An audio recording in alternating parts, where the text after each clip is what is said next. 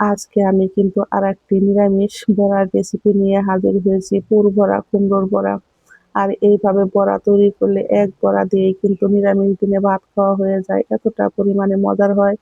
এখানে নিয়েছি আমি একটা চাল কুমড়া। চাল কুমড়াটাকে কিন্তু আমি একটু জল দিয়ে এইভাবে কেটে নিব।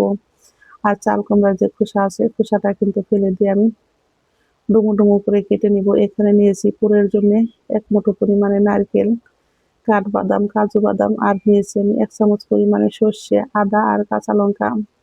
এগুলোকে শিলপাটায় আমি বেশ ভালো করে মিহি পেস্ট তৈরি করে নেব। চাল কুমড়াগুলোকে কিন্তু কেটে আমি লবণ দিয়ে মেখে রেখেছিলাম। আর লবণ দিয়ে মেখে রাখার ফলে কিন্তু বন্ধুরা কুমড়াগুলো নরম হয়ে গেছে। আর কুমড়ো থেকে কিন্তু প্রচুর পরিমাণ জল বের হয়েছে। আর কুমড়াগুলোও কিন্তু নরম হয়েছে। জলগুলো ফেলে দেব। এখানে নিয়েছি আমি একটা মিক্সিং বোল। এর মধ্যে দিয়ে দেব আমি ১ বাটি পরিমাণে আতপ চালের গুঁড়ো। আর দিয়েছি আমি 1/2 চামচ পরিমাণে কালো জিরে। এখন দিয়ে দেব ভাজা জিরার গুঁড়ো 1/2 চা চামচ পরিমাণে, ধনিয়ার গুঁড়ো।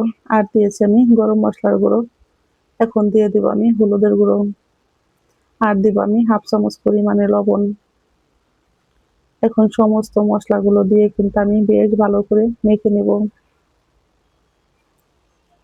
জলটা কিন্তু আমি একবারে দিব না, আমি আস্তে আস্তে দিব, যাতে গোলাটা আমার পাতলা না হয়ে যায়।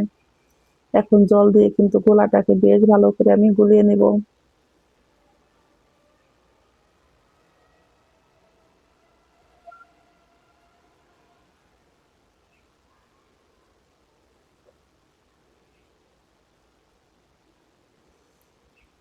গোলাটা কিন্তু আমার বেশ ভালো করে গোলানো হয়ে গেছে। আর এইরকম ঘনই রাখবো, একদম পাতলাও না আবার একদম ঘনও না।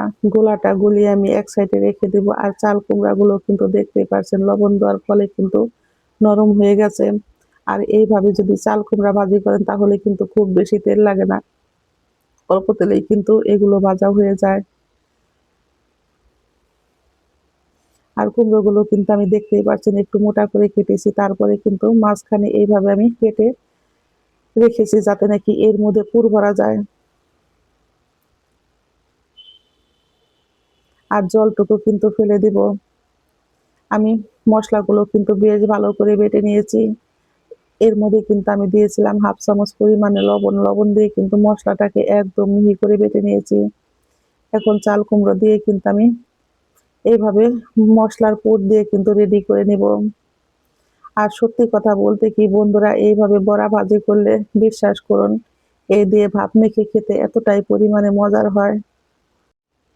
আমি কিন্তু একে একে চাল কুমড়াগুলো দিয়ে আর এই পুরটা দিয়ে কিন্তু রেডি করে নিব।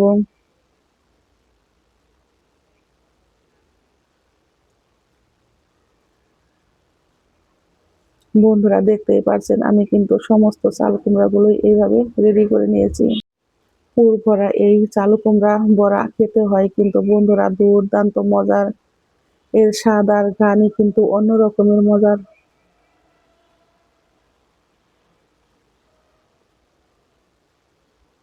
আমি এই পুর দিয়ে কিন্তু সমস্ত কুমড়াগুলোই রেডি করে নিয়েছি।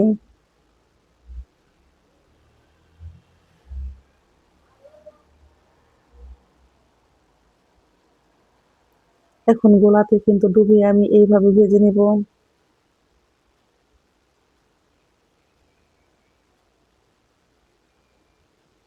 চলে যাব চুলায়, কড়াইতে দিয়েছি আমি বেশ কিছুটা পরিমাণে সর্ষের তেল। চুলার আঁচটাকে মিডিয়ামে রেখে এখন একে একে কুমড়োগুলো দিয়ে কিন্তু আমি বড়া ভেজে নিব। আর এইভাবে বড়া ভাজার সময় বন্ধুরা চুলার আঁচটাকে কিন্তু মিডিয়ামে রাখবেন। হাই হিটে রাখলে কিন্তু উপরের অংশটা তাড়াতাড়ি হয়ে যাবে আর ভিতরে কিন্তু কাঁচা থেকে যাবে। সেই জন্য একটু সময় আর ধৈর্য নিয়ে কিন্তু এগুলো ভাজতে হয়। একটু সময় নিয়ে উল্টে পাল্টে আমি কিন্তু বড়াগুলোকে ভেজে নিব। বড়াগুলো আমার খুব সুন্দর ভাজি হয়ে গেছে। এখন আমি চুলায় থেকে নামিয়ে নিব। চুলায় থেকে নামিয়ে গরম গরম ভাতের সঙ্গে পরিবেশন করুন বন্ধুরা। কাঁচা লঙ্কা কিংবা শুকনা লঙ্কা দিয়ে খেতেও হয় কিন্তু দুর্দান্ত মজার। পুর ভরা এই কুমড়ার বড়া কিন্তু বন্ধুরা গরম গরম ভাতের সঙ্গে খেতে এতটাই পরিমাণে মজার হয়, এর স্বাদ ভোলা যায় না। খেতেও হয়েছে সেই স্বাদ।